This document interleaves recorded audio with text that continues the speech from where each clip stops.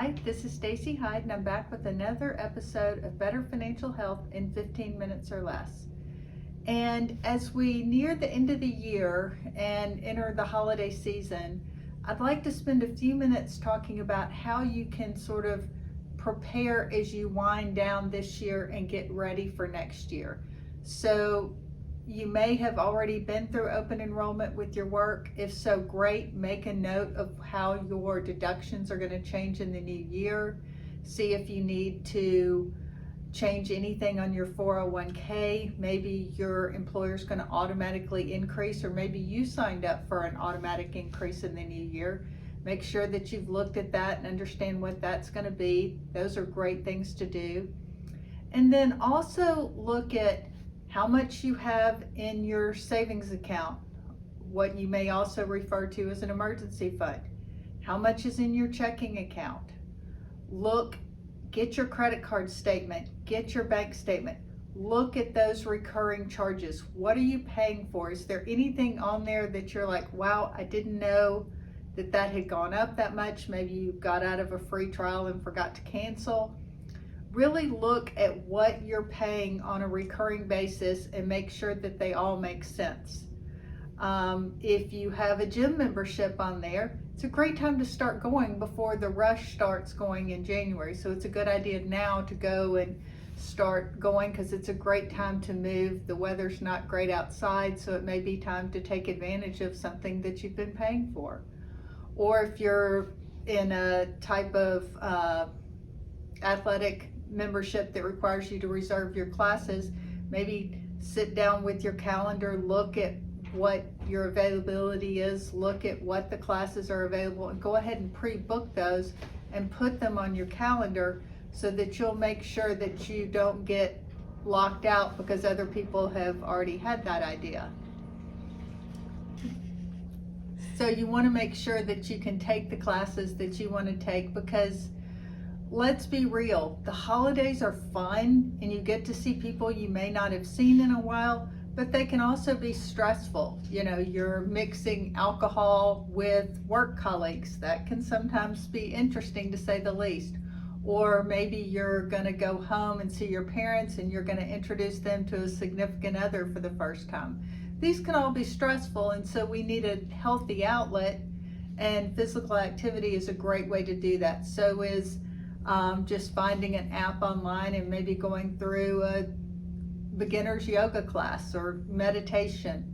All of those are really, really good. Also, if you're a religious person, Advent started this past Sunday, and it may be a good time to maybe find an Advent Bible study and look to do something like that. So I'm encouraging you to kind of go ahead and get ahead of the resolution season and really kind of take a look at what's going on in your life.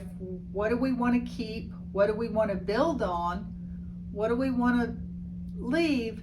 And use that to guide everything that you're doing this holiday season. It's okay to say no to a party that you really don't want to go to. You don't owe anybody an explanation. You can just say no. And that also may take some pressure off of you to spend money. If you're not going to go to that party, you may not feel pressure to go out and buy a new outfit or to purchase a hostess gift or whatever. And so that can actually save you money there as well. The reverse is also true. If you really are wanting to get together with some friends, invite them over. Have a small dinner party. Those can be a great way to see people. The Dirty Santa gift is, I think, probably the best entertainment value. Set a dollar limit and people bring a gift and you wrap it and take turns. That can be a way to really participate in the Christmas season, but not spend a lot of money trying to buy something for everyone who's going to be there. And you have a great source of entertainment as well. And so as you build on that, I think that will help you gather what you need.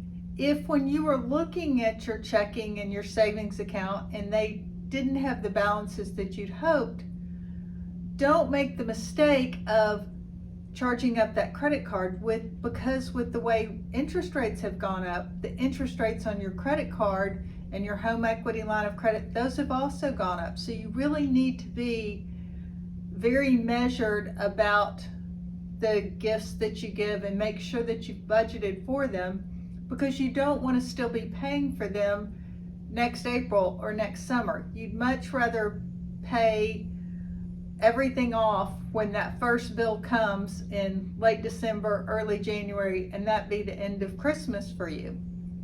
Because there really is no worse hangover than a Christmas credit card bill.